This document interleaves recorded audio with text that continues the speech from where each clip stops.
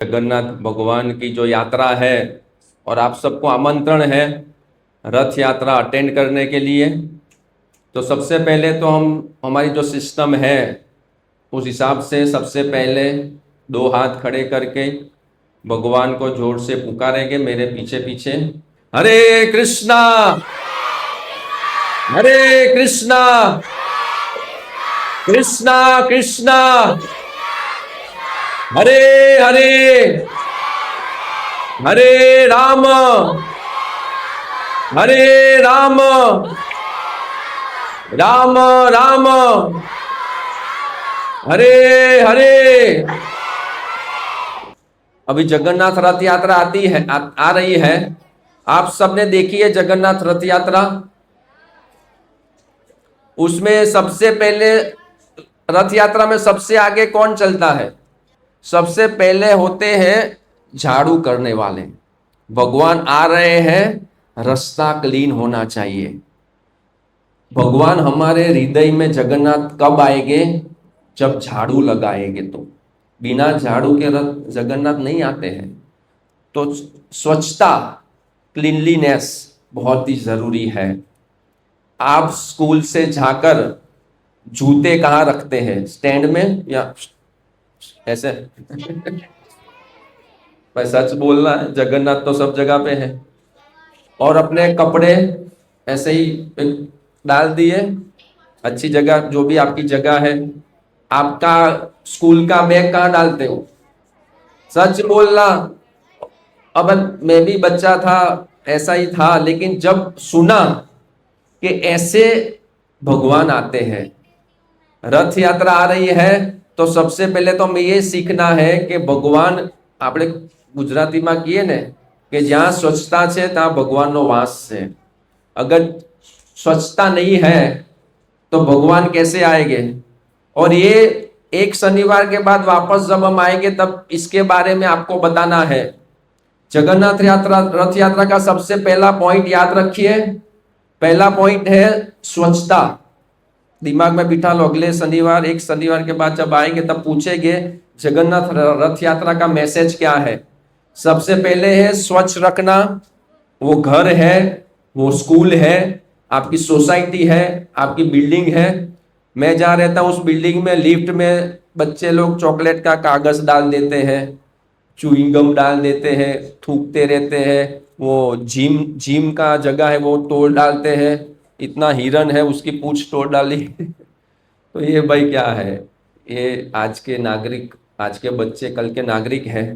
तो जगन्नाथ रथ यात्रा का सबसे पहला मैसेज क्या है? स्वच्छता, क्लीनलीनेस। तो वो आप दिमाग में बिठाइए।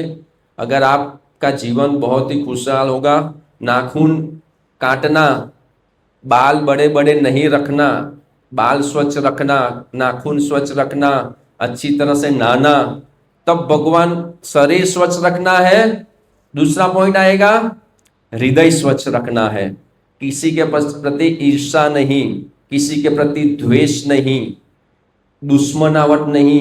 देख लूंगा तुझे तो टीचर के सामने मेरा इंसल्ट करवाया, अब देख तेरा क्या हालत है, तो बाहर मिल, गेट के बाहर तो आ, फिर देखता हूं। ऐसा ऐसा नहीं, ठीक है। क्षमा, ध्यान। अब जो पॉइंट आ रहा है रथ यात्रा का, भगवान का ये जो रूप है जगन्नाथ भगवान का, ये जो यहाँ पर दिख रहा है, कभी सोचा है कि ऐसे क्यों है? हमारी तो ये जब पापण बोलते हैं तो भगवान की आंखें पे तो वो पापण भी नहीं है। कभी सोचा है क्यों?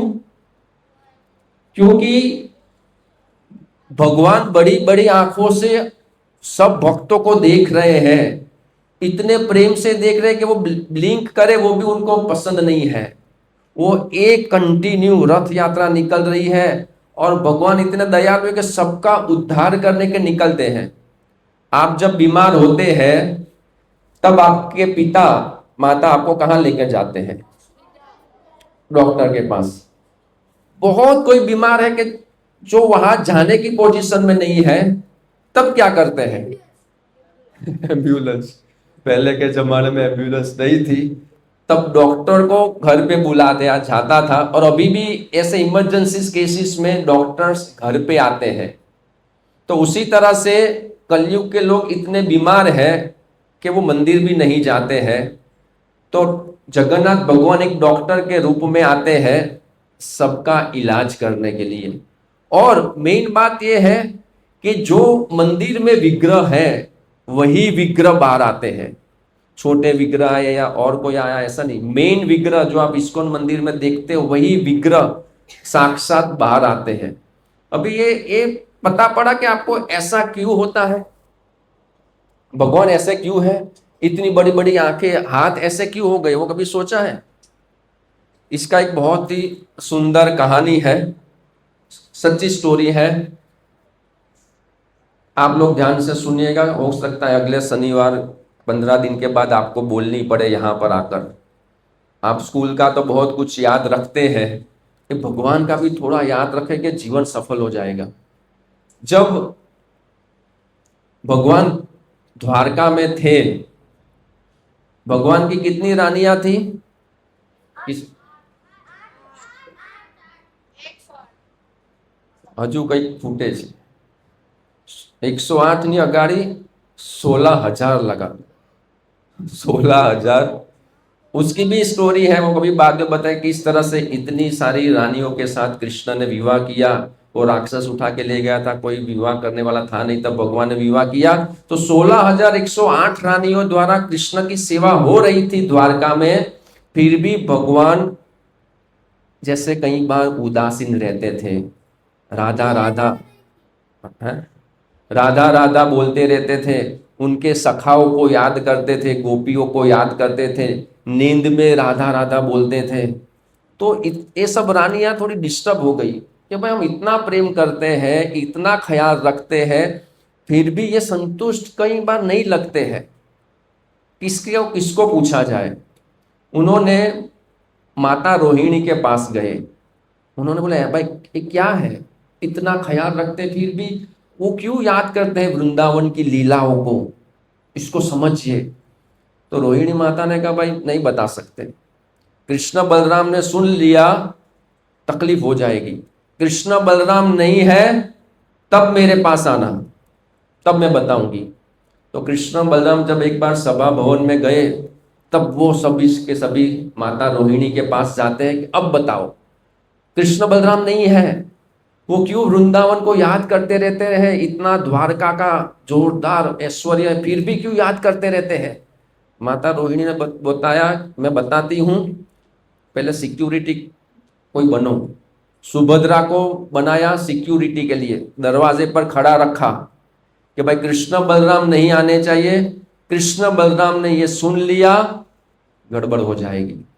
सुभद्रा ने बोला ठीक है, वो दरवाजे पर खड़े रहे और माता रोहिणी ने वृंदावन की लीलाएं स्टार्ट की बताना, राधा कृष्ण की लीलाएं, गोपियों की लीलाएं, सखाओं की लीलाएं, माखन चोरी की ये सब लीलाएं बताते बताते सुभद्रा गेट पर खड़े हैं, लेकिन वो बेहोश जैसे है, पूरा चित्त सुनने में है। सभी 16,108 रानियां स्तब्ध हो गई, उनकी इंद्रियां काम करती बंद हो गई। और इतने में कृष्ण बलराम आ गए, किसी को पता नहीं है। सुभद्रा वहां पे खड़े हैं, लेकिन वो भी उनकी इंद्रियां पूरे बेहोश से इतने ध्यान से सुन रहे हैं, कृष्ण बलराम आए पता ही नहीं है।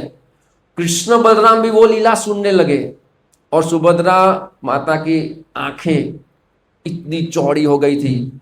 अभी कोई पता पड़े कि इस स्टूडेंट के 100 में से 100% आए, हाँ हमारी आंखें इतनी बड़ी हो जाए, 100 माती 100 आई। तो तब जब आश्चर्य से कोई चकित हो जाता है, जब वो महाभाव में आ जाता है, तो वो सब सुभद्रा महाभाव में आए, उतनी उनकी आंखें बड़ी बड़ी हो गई, हाथ संकुचित हो गए, पैर संकुचित हो गए। कृष्ण बलराम ने ये देखा, कृष्ण बलराम भी जब लीलाएं सुनने लगे, तब उनकी आंखें भी ये चौड़ी हो गई, ये स्वरूप उन्होंने धारण किया महाभाव का। और उतने में क्या हुआ, सुभद्रा है एक तरफ, कृष्ण है एक तरफ, बलराम है, कृष्ण मतलब जगन्नाथ। उतने में नारद मुनि आए, नारद मुनि ने ये रूप देखा और वो इतने खुश होकर नाचने लगे कि भगवान आपका ऐसा रूप मैंने कहीं भी नहीं देखा।